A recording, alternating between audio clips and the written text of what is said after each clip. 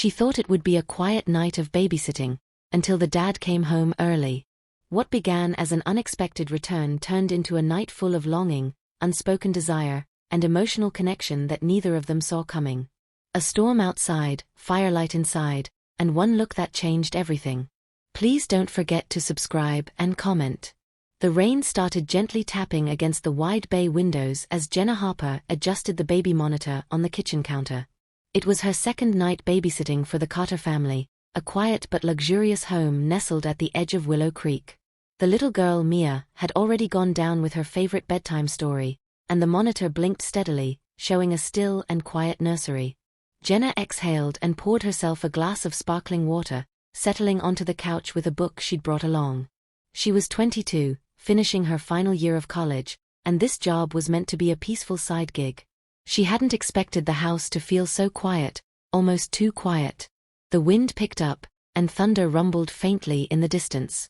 The soft hum of the refrigerator was the only background sound until she heard the front door click. Jenna sat upright, heart racing. Her first thought was maybe she'd left it unlocked by mistake. She placed the glass down and stood up slowly, trying not to panic. Then she heard a man's voice, low but unmistakably surprised. "Jenna." Her heartbeat steadied just a little when she recognized the voice. It was Dom Parker, Mia's father. He wasn't supposed to be home until tomorrow, at least that's what the note from his assistant had said. She stepped into the hallway, brushing her long auburn hair back nervously. "Hi, Mr. Parker. I thought you were out of town." Dom shut the door behind him, his dark coat soaked and clinging to his broad frame. He shook the rain from his hair and gave her a smile that felt both tired and amused. "Call me Dom, please. And yeah, the conference ended early. Flights were delayed, but I managed to catch a standby. Didn't mean to scare you." Jenna smiled awkwardly and folded her arms, suddenly very aware of the thin cotton t-shirt she was wearing beneath her cardigan. "No, it's fine. Just didn't expect anyone." He stepped forward, putting down his duffel bag. Up close, she noticed the faint scruff on his jawline and the fatigue in his deep green eyes. He was in his late 30s, successful, charismatic, and always composed. She had only met him twice before, once during the interview and the second time when she started the job. Both encounters had left her feeling flustered, though she never let it show. "Did Mia go down okay?" he asked, loosening his tie. "She did. Story, warm milk, then she was out like a light." He nodded, smiling. "You're a natural. Thank you." Their eyes met, and something subtle passed between them, a flicker of curiosity or tension that neither dared name. Jenna cleared her throat and glanced away, retreating slightly to give him space. "I'll just grab my bag then. I guess you don't need me now." Dom hesitated. "Actually, if you're not in a rush, would you mind staying a bit? Just to chat." Jenna blinked, unsure what he meant. He caught her confusion and added, "It's just been a rough trip. And it feels weird coming back to a quiet house. Wouldn't mind a little conversation." Something about the way he said it made her heart beat a little faster. He didn't sound like he was flirting. Just lonely. And maybe she was too, in her own way. She nodded slowly and followed him into the living room, both of them settling onto opposite ends of the couch. The fireplace crackled gently as Dom tossed in a few logs and lit it. The room filled with a golden glow, casting soft shadows over their faces.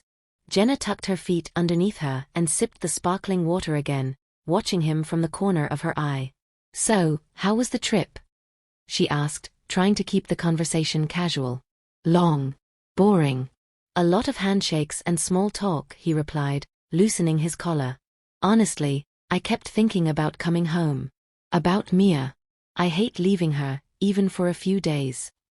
She's amazing. You're doing a great job with her." He looked at her thoughtfully, his jaw relaxing. "Thanks. It's not easy. Her mom passed 2 years ago. Ever since then, it's been just us." Jenna's chest tightened. She had heard something about it but hadn't wanted to bring it up. "I'm sorry," she said softly. Dom gave a faint nod, eyes distant. "It's been hard. Some days, I'm not sure I'm doing it right. But then I hear her laugh, or see her sleeping peacefully, and I think maybe it's okay. Jenna reached across the couch and gently touched his hand, not thinking too hard about it. His skin was warm, rougher than she expected. He didn't pull away. "You're doing better than okay," she said. Their eyes locked again. A second passed. Then another. Dom's voice was lower when he spoke next. "You're really kind. And smart. I noticed that right away. But I didn't expect you to connect with her so easily." "She's easy to love," Jenna said. Dom leaned back, studying her in the firelight. "And you? Are you seeing anyone?" The question caught her off guard. She hesitated. "No," she said honestly. "Not right now." He nodded slowly. "I didn't think so." Another silence. Not uncomfortable, but charged, the air buzzing faintly. Jenna could feel her heart pounding now. She shifted slightly, her knee brushing his. Neither of them moved away. "I shouldn't," Dom began, then stopped himself. "What?" she asked, voice barely a whisper. He looked down at her lips, then back into her eyes. "I shouldn't be thinking what I'm thinking." "Maybe I'm thinking it too," she said before she could stop herself. That broke something open between them. Dom leaned in slowly, giving her every chance to pull away. But Jenna didn't. Their lips touched, tentative at first, then deeper, hungrier, releasing all the tension that had been building in their stolen glances and quiet moments. He kissed her like a man who hadn't felt warmth in years, and she responded with the same longing. When they pulled apart, both breathless, she rested her forehead against his, unsure of what to say next. "I don't want to make things complicated," he murmured. Jenna nodded. "Neither do I. But I also don't want to ignore what this is." "Me either." They didn't sleep together that night. Instead, they talked. Curled up by the fire, she listened to him open up about the pressures of fatherhood, the loneliness, the ache of loss. She shared her fears, her dreams, and how sometimes it felt like she was drifting without an anchor. And somewhere in the middle of that night, as the fire burned low and the storm passed, they fell asleep side by side on the couch, fingers gently intertwined. When the morning light crept through the windows, Dom stirred first. He looked at her sleeping face and smiled. Something had changed. He didn't know what this was yet, but it felt like hope. Jenna woke to the scent of coffee and found him in the kitchen, cooking breakfast with Mia perched on the counter.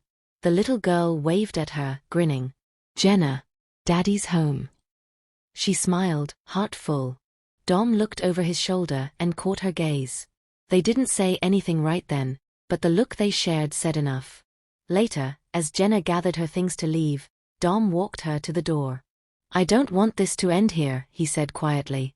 "It doesn't have to," she replied, stepping close. They kissed again, softer this time, full of promise. And when she walked down the driveway, she didn't feel like the babysitter anymore. She felt like something had begun. And she was ready for it. Please don't forget to subscribe for more interesting. And one request that always keeps smile on your face.